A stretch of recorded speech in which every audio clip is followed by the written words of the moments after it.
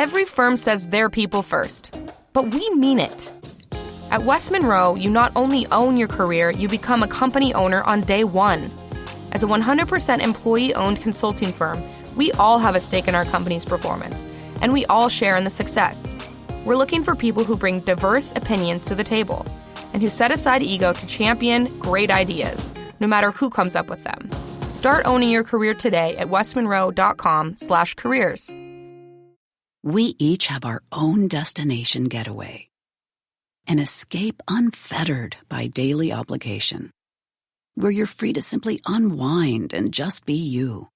To be one with your imagination. Where you and only you decide what constitutes a win. Welcome to Shumash Casino Resort. Welcome to freedom. Always game responsibly. Call 1-800-GAMBLER. Must be 21 years of age or older. Hello, everyone, and welcome to the Jeffrey Epstein Show. I'm your host, Bobbycapucci, and this is Daily Drop number 401. What is going on, everybody? Happy Saturday. Hopefully you're all having a fantastic weekend so far. Today was an absolutely fantastic, lazy day. My girlfriend and I sat around pretty much all day and did nothing but watch sports.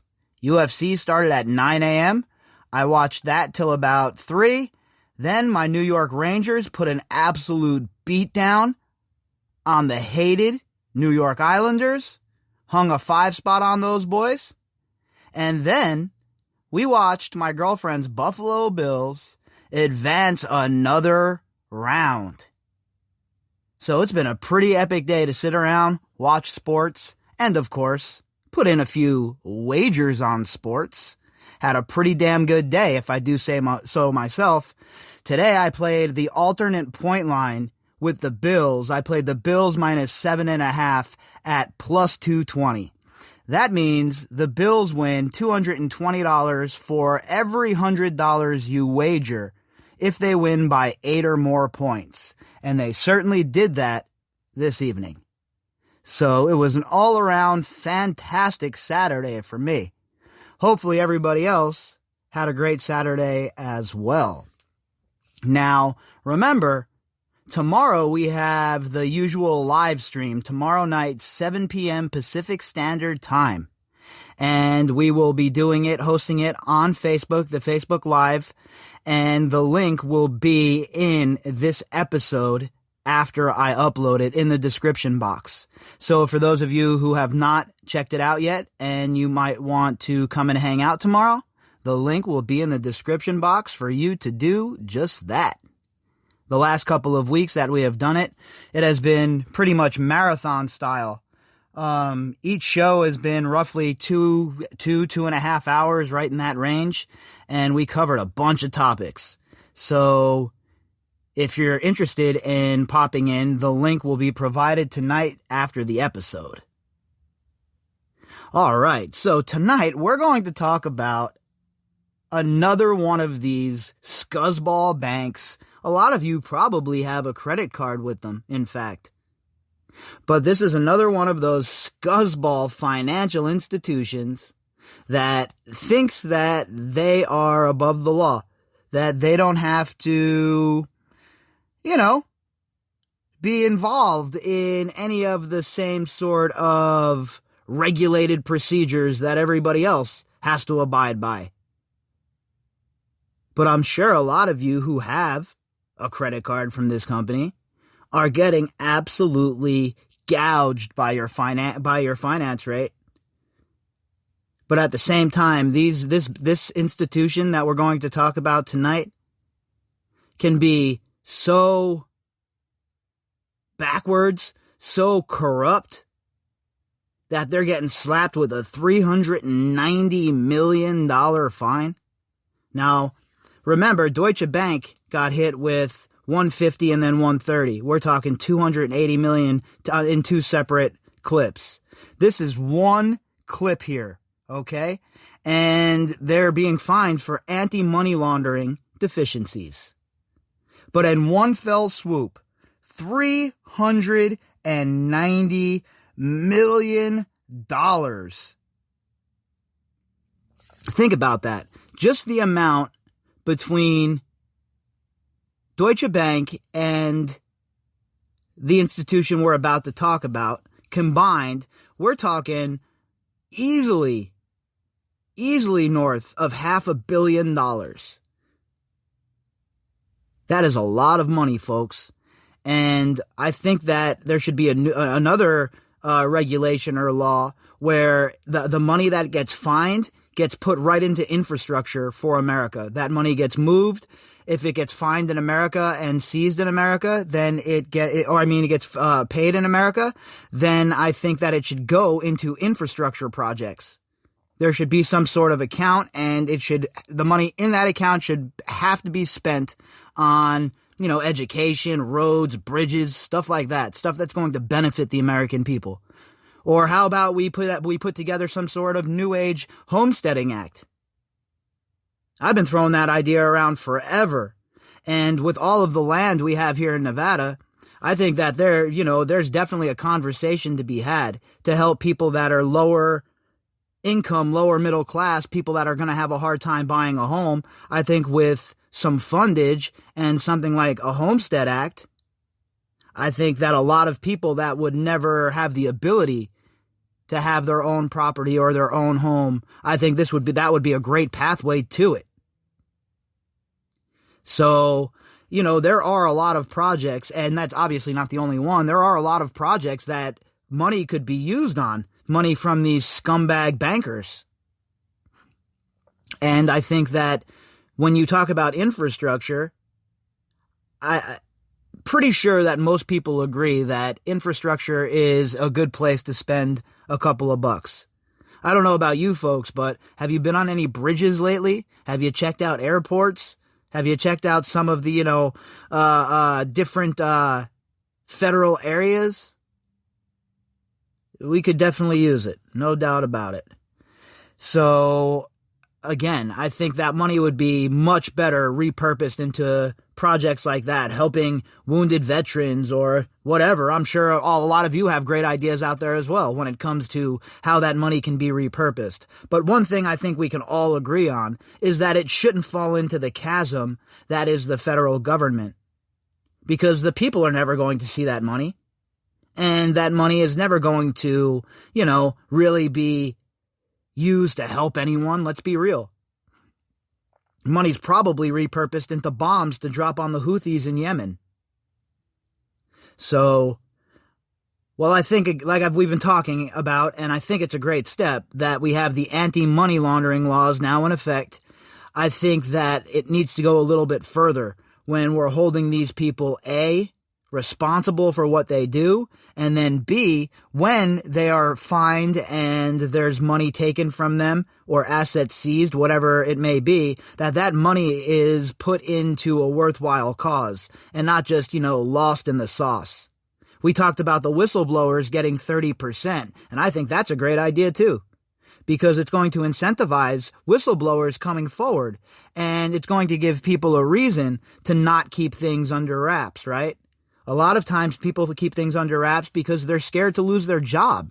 But if you're getting 30% of $390 million, the hell with your job, right? I'll let you do the math, but I'm sure it's going to get you a chalet somewhere in New Hampshire. I'm sure it's going to get you a few days off of work, boys and girls. So, it's a great incentive. I'm glad that that's part of the new law. And I think that moving forward, we're going to see a lot more people blowing the whistle on these financial institutions. So tonight, we have an article from the Wall Street Journal. And the headline is, Capital One fined for anti-money laundering deficiencies. Isn't that nice? I said to open the program tonight that a lot of you probably have credit cards with Capital One. And this is the institution I was talking about, obviously Capital One.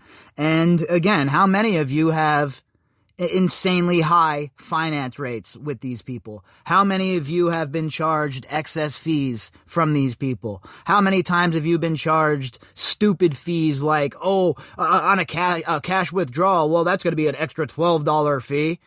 Give me a break. They nickel and dime you to death while at the same time putting the screws to you with the finance rates. So you'll never catch me crying for these financial institutions, especially these ones that are engaging in, these sort of behaviors, these money laundering practices, hiding money, structuring money, and helping aid and abet criminal operations like Jeffrey Epstein's.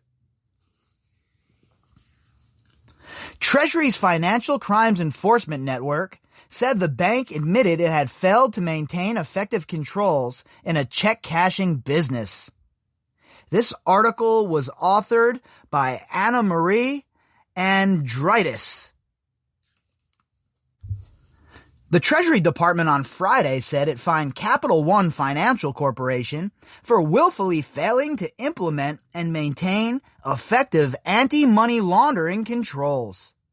So this goes right to the heart of everything we've been talking about when it comes to the FinCEN files, Jeffrey Epstein's offshore businesses and offshore obvious shell companies. This goes right to the heart of that. Another one of these financial institutions that are not following the rules. Another one of these financial institutions that, while they're not following these rules, at the same time are crushing not only Americans, but people worldwide under just mountains and mountains of debt. All because those finance rates are absolutely ridiculous. And I'm not saying they shouldn't have any finance rates, right? Of course, they got to make their money. But 23%, 26%, it should be capped at like 15%. When you can go to a guy in the neighborhood and get a loan for 5%, why would you go to the bank and pay 10% more? And that's what poor people do, right? They'll go get money from check lending joints, or they'll go get money from loan sharks, putting money on the street, depending on where you live, what part of the country or what part of the world. And meanwhile, these banks are, waxing people at 26%. That's if they even accept your credit application. And you can't even speak to a person. Forget it. You send it in, it gets punched through some algorithm that they have, and bam, you're considered, nope, no credit for you. Or they're like, all right, this person's perfect. We know that this person is probably going to default, but let's slap them with a 29% credit finance rate, and we'll just, we'll let the cards fall where they may. It's such a joke. And I think instead of some of these other dumbass classes they teach you in high school, I think you should learn about stuff like that. I think that stuff is way more important than some of the other dumbass stuff we learn in high school.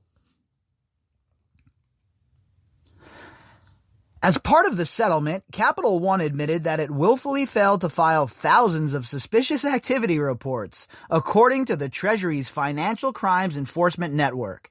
The allegations pertain to a check cashing group that Capital One acquired when it bought North Fork Bank in 2006. And the years are very interesting during the time that they were active here and when they got slapped for their behavior for not filing these SARs. And as we've discussed and laid out previously, not filing those SARs is a big deal. It'll come back and slap you right in the old ASCII. If there ends up being some sort of malfeasance and you weren't filing these SARs and it looks like you were in bed with these people who end up getting clipped by Treasury or the Justice Department, then you're going to end up with a $390 million fine like Capital One. Now, while I think that has a lot more teeth in it than $130 million and $150 million, I think there needs to be penalties for the actual people who were involved, right? Whoever was the handling director who didn't let these SARs go through or told people to look the other way. Has there been that kind of investigation? Of course not. I highly doubt it anyway. They pay their fine and they keep it moving. The fine keeps everything quiet, right? Money talks. Then that $390 million ends up in Lord knows where, spread out across the bureaucracy. Who knows where the hell it ends up, in reality. But I think that what I was saying earlier is a quality idea. I think there should be some sort of trust set up, and this money that is paid in fines goes into that trust. And not only that, the people who were in charge of making these deals possible, sending these deals through, shoehorning them through, those people need to be held responsible as well, in my opinion. I've had enough with the financial sector. My dad and I were just discussing this today. I was over at my parents' house for a little while, hanging out in the backyard, talking to my dad, and we were just discussing how these banksters have gotten away with this stuff for way too long.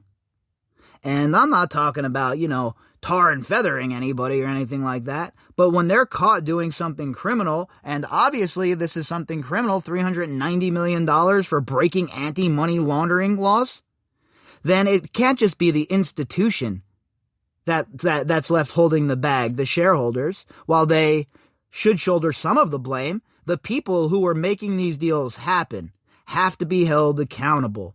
And we never seen that through the whole entire financial meltdown, folks. And it's always stuck in my teeth that these people got off scot-free. None of them went to jail. None of them. Meanwhile, all of our 401ks were absolutely just decimated. And I know here in Las Vegas, forget it. Once that happened, it changed everything with hospitality in Las Vegas. The tips weren't the same. The clientele wasn't the same. People were a bit more guarded with their coin.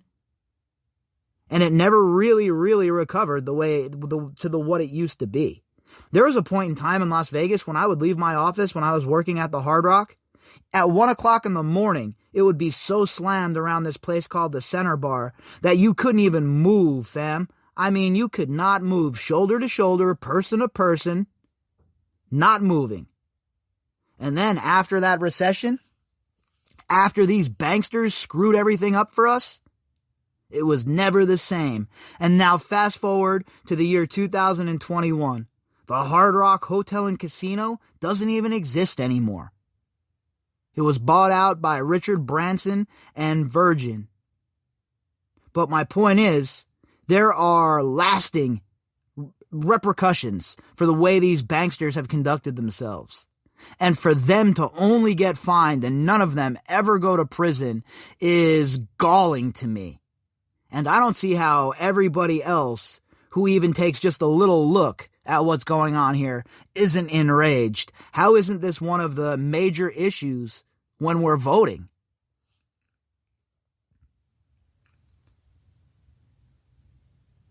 Finson said that it had assessed a $390 million penalty, but that it agreed to give Capital One credit for a $100 million penalty it paid to the Office of the Comptroller of the Currency in 2018. The OCC is an independent branch of the Treasury. Again, isn't that nice? A $100 million break. Oh, because it's a penalty paid to the Comptroller. The OCC is an independent branch of the Treasury? All right, so where did that money go? I wonder if we can file a Freedom of Information Act thing and see if we can get that information. Why in the hell would they get a $100 million break? I don't care if they paid a penalty in 2018. What are you, the American government? Oh, we're $600, but then we're going to give you $1,400, make it $2,000. What are we, installments over here? Oh, that's BS. I don't want them getting no kind of break ever. Should be more money and people going to prison. Not some kind of, oh, well, you paid another fine, so, we're going to give you a break on this one. As if the Treasury doesn't need the money. They spend it like a drunken sailor anyway. Have you taken a look at the debt lately? Capital One also acknowledged that its actions violated the Bank Secrecy Act. Now, let me ask you a question. If you were in a legal battle with the federal government and they had a bunch of charges against you, and one of the charges is you violating the Bank Secrecy Act, okay? Money laundering. And you admitted to it. Do you think that you're only going to get slapped with the $390 million fine where they slap $100 million off of it and then nobody goes to prison? Or do you think that you're going to be slapped with probably 5 to 10 years in prison and restitution? I know exactly which one it is, folks, and you know as well. You see, we don't have the same rule book as our rulers in Silicon Valley and in the financial sector. These people play by their own rules, they think anyway. And they think we're all just going to sit back and accept it, because for so long, that's exactly what we have done. We have sat back and accepted it. We have let these people rule over us, lord over us, and completely dictate the course of our lives. But shit's starting to come to light. I think locking down billions, literally billions of people is going to have some serious, serious effects on their narrative. Financial institutions are required to work with the government to detect and prevent money laundering. The allegations cover practices between at least 2008 and 2014. The same year Capital One exited the check cashing business. So 2008 and 2014. That was the first 6 years of Obama's reign. During all of the bailouts, during all of the helicopter money to the financial institutions, while Main Street got absolutely stuffed. And I wonder, did Capital One get a bailout? I'm not too positive. I'm going to have to look that up. But I bet you they did. At the same time that was all going on, at the same time the financial institutions and the whole entire economy of America was absolutely rocked by the Great Recession, Capital One was engaging in avoiding Sars and money laundering, basically. But nobody's going to prison, huh? It's a joke. It's an absolute joke. I don't know how you could look at our legal system, and I don't care what your politics are. I don't care if you're the most ardent right-winger or the most militant left-winger or whatever have you in the middle. I don't know how you could look at our justice system and not see that it's absolutely destroyed. And I think that's something that everybody agrees on. So why don't we start working on some of this shit we agree on? And then we'll get to some of the stuff on the fringes where we don't agree. But I know that's not cool right now, right? It's not the in thing to talk about coming together and having some détente. That's not the cool thing. It's an all or nothing game now. Crazy. Absolutely crazy. Finson said Capital One's actions caused millions of dollars in suspicious transactions to go unreported in a timely and accurate manner, including proceeds connected to organized crime, tax evasion, fraud, and other financial crimes laundered through the bank into the U.S. financial system. Think about what I just read to you, folks, okay? This is Capital One. We're not talking some little rinky-dink institution. We're not talking about some country where they have a bunch of, known problems like this. Right here in the good old USA. While everybody's hating their neighbors, these dirty, rotten sons of bitches are continuing to pilfer our wealth. How many more examples are going to be needed before people realize that we're being okey-doked? Capital One's egregious failures allowed known criminals to use and abuse our nation's financial system unchecked, Finson's director, Kenneth Blanco, said in a statement. Look, if that's the case, Mr. Blanco, then can we get some arrests? Can somebody go to prison from Capital One? Or is it just going to be another one of these fines where the executives don't care what? They're missing a meal? They're not buying the other cool piece of art that their friend has down over at Leon Black's auction? They don't care about this fine. It's not coming out of their pocket. The shareholders are paying it.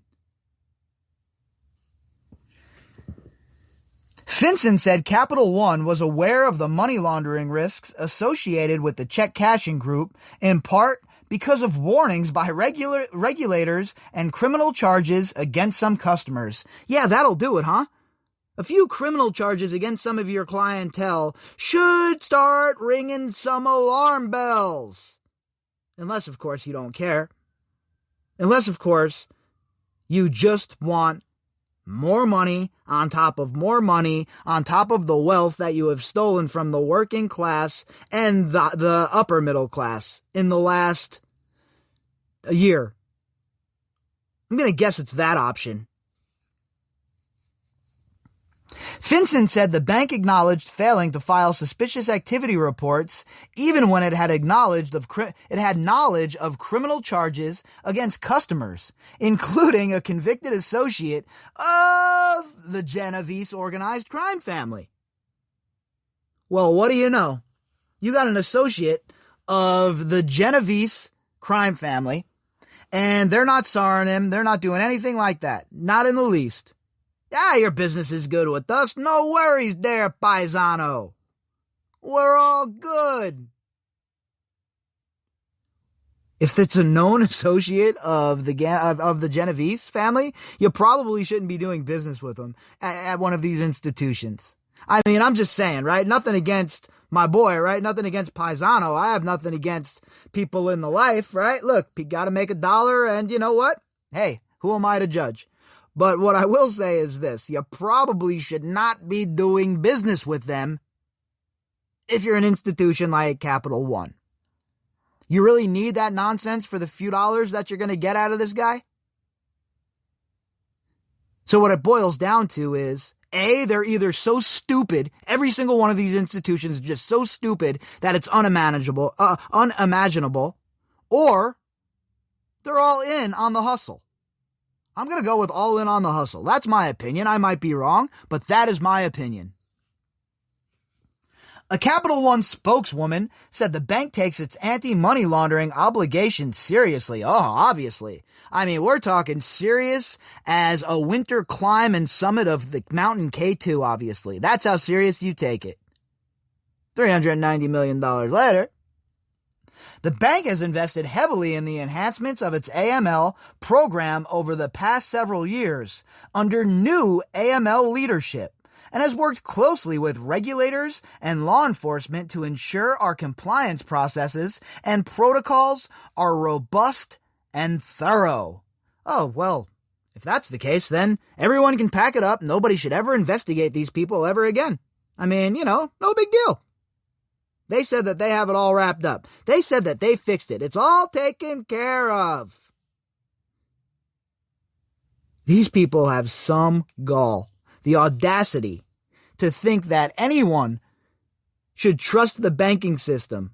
These people truly believe that this narrative that they're pitching, like, oh, it's just a mistake, we have no idea, and now our regulations are super better and well maintained. No, they're not. Literally, right now, as we speak, I guarantee you, in my opinion anyway, that there is numerous financial crimes occurring through Capital One as we speak, as with the rest of the financial scumbaggery banks that we talk about on a regular basis. And I think the receipts back those opinions up.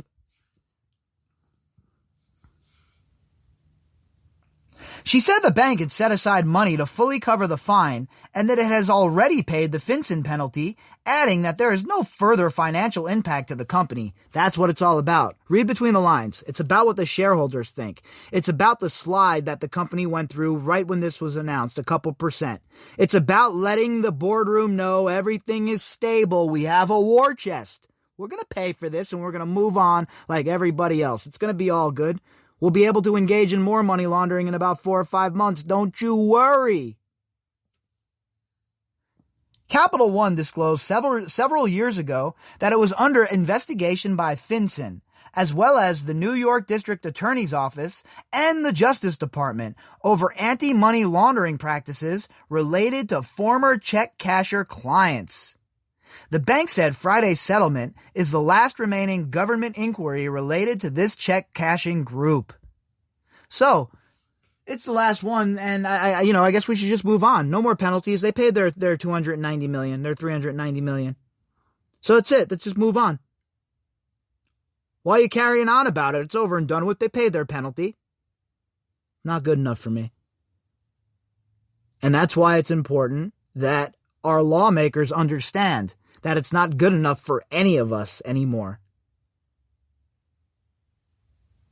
The absolute amount of wealth that has been transferred up, folks, in the last year is terrifying. And the more power we give to these banks, the more freedom, financially and otherwise, we're ceding. And when you give power to tyrants, they never give it back. So we really need to hope that the new anti-money laundering laws have teeth, and that not only the institutions have to pay a penalty, but the people who were engaging in making sure that this laundered money moved in the shadows and without any curious eyes upon it are also facing repercussions for their misdeeds.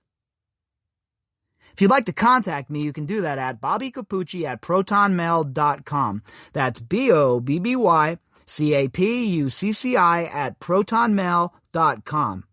You can also find me on Twitter at BOBBY_CAPUCCI. All of the links that go with this episode can be found in the description box. Tomorrow, we will be doing one show. That'll be the live stream at 7 p.m., folks. There will be a couple of flashback episodes to get you through the morning, or for those of you who are just, finding the show. So if you're trying to catch up, gives you some access to some of the shows that I enjoyed doing, some of the stories I enjoyed talking about, and those will be in the morning, a couple of flashback episodes leading in to the live stream. And what I'm going to do in the interest of saving some storage space in my library is I'm going to start deleting out the flashback episodes every month. So, for instance, all of the flashback episodes I post in January will be up for January, and then I will delete them. And then in February will roll around, we'll do the same thing with different flashback episodes so people can keep catching up, and then we'll purge those as well. The originals obviously will stay in the catalog. But there's no sense keeping the duplicates after they've run for the month and people have had a chance to catch up. And I'll just keep recycling them through like that, so newer listeners have more access to some of those shows that I enjoyed. All right, everybody, I am done for the evening. And like I said, I will be back tomorrow, 7 p.m. Pacific Standard Time, live streaming on the Facebook page and right here on Spreaker. So make sure that you're locked in, you're loaded, you got yourself some questions, and you're ready to go. I will catch you all then. At Ease, we're all about calculating the best high for you. Ran out of shows to watch for the second time this week? Order an Indica pre-roll. Social distance park hang, pair that awkward picnic with a vaporizer. See, we're like your weed guy, but 420% nerdier. So just worry about when you're going to take that edible and let us do the rest. Ease, highly calculated cannabis delivery. Get 30% off your first order with promo code NERD at ease.com. That's EAZE.com. At Ease, we're all about calculating the best high for you. Ran out of shows to watch for the second time this week? Order an Indica pre-roll. Social distance park hang, pair that awkward picnic with a vaporizer. See, we're like your weed guy, but 420% nerdier. So just worry about when you're going to take that edible and let us do the rest. Ease, highly calculated cannabis delivery. Get 30% off your first order with promo code NERD at ease.com. That's EAZE.com.